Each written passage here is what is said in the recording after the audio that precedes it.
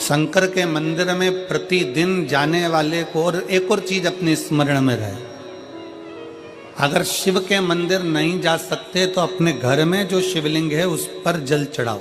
और यदि आप अपने शंकर के घर में शिवलिंग पर भी जल नहीं चढ़ा पा रहे हो तो किसी बेलपत्री का वृक्ष हो, उस वृक्ष के नीचे भी जल चढ़ाओ।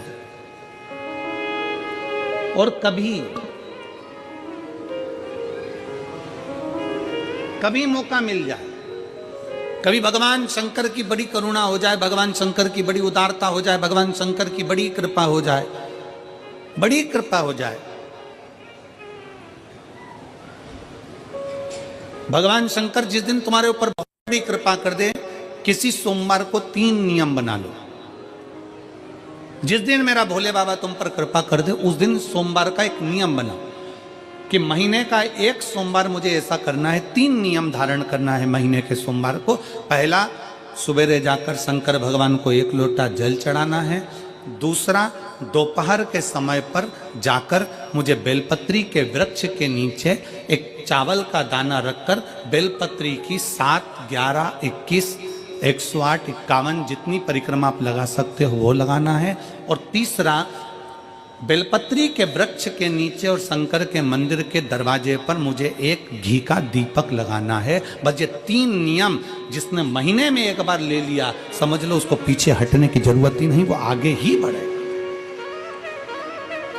महीने के किसी एक सोमवार का ऐसा नियम बना लो कि मुझे 3 नियम धारण करना है महीने के किसी भी एक सोमवार को। हम ये नहीं कहेंगे कि तुम सोमवार 5 पढ़ रहे हैं तो 5 को करो, 4 पढ़ रहे हैं तो 4 को करो, 3 पढ़ रहे हैं तो 3 को करो। तुम तो महीने का एक सोमवार का नियम बना। और मेरी जीजियों से, मेरी बेटियों से जो विदेश में रह रही हैं, जो कहीं बाहर रह रही हैं, कहीं बड़े शहर में रह रही हैं, जो रोज मंदिर नहीं जा सकते, हर किसी महीने के एक सोमवार को भी ये नियम निर्धारण करते, तो उनसे कहेंगे कि 3 महीने में एक सोमवार का नियम बना लो। 3 महीने में नहीं बना सकते तो 6 महीने में एक सोमवार का नियम बना लो। और 6 महीने में नहीं बना सकते तो 1 साल में एक सोमवार का ऐसा नियम बना लो कि मैं साल का एक सोमवार ऐसा रहूंगी कि सुबह सोमवार के दिन मंदिर में जाकर जल चढ़ाऊंगी, दोपहर में जाकर बाबा को एक अक्षत का दाना रखकर, अक्षत का मतलब है कि बाबा मेरी दिनों दिन उन्नति करना। बेलपत्री के वृक्ष के नीचे जो अक्षत रखा जाता है वो उन्नति के लिए रखा जाता है। शंकर के शिवलिंग पर जो अक्षत रखा जाता है वो रोग मुक्ति के लिए रखा जाता है। अशोक सुंदरी पर जो अक्षत रखा जाता है वो संतान प्राप्ति के लिए रखा जाता है। षडानंद कार्तिकेय की ओर जो अक्षत रखा जाता है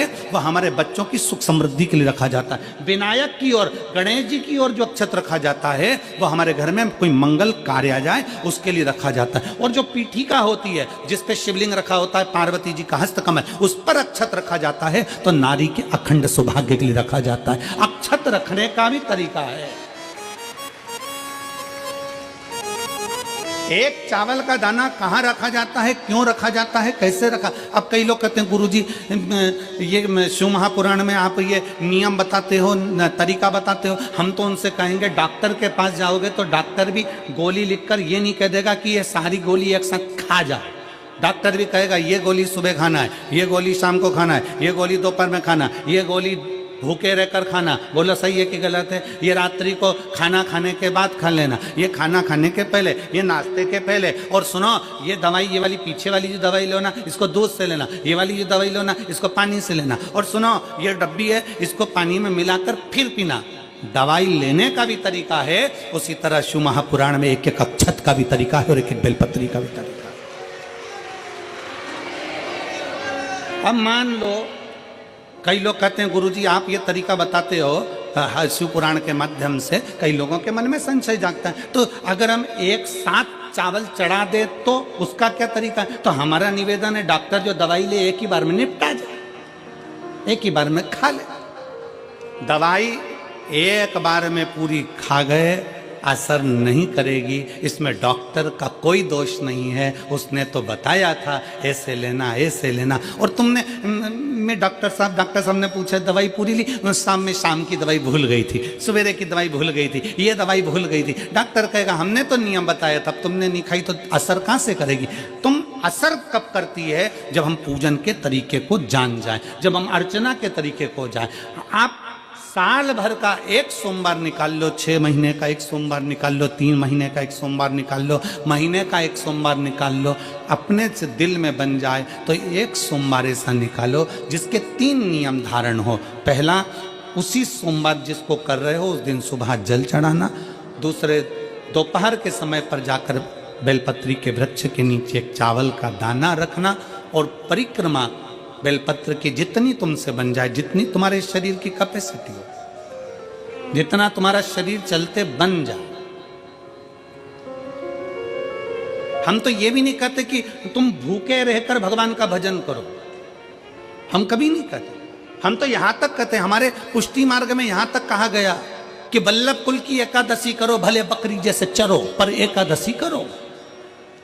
हम तो यहां तक कहते हैं कि बहुत समय से कल मेरी एकादशी है, एकादशी है, एकादशी है, एकादशी है, पूरे घर को हिलाकर रख दिया, एकादशी है, एकादशी, एकादशी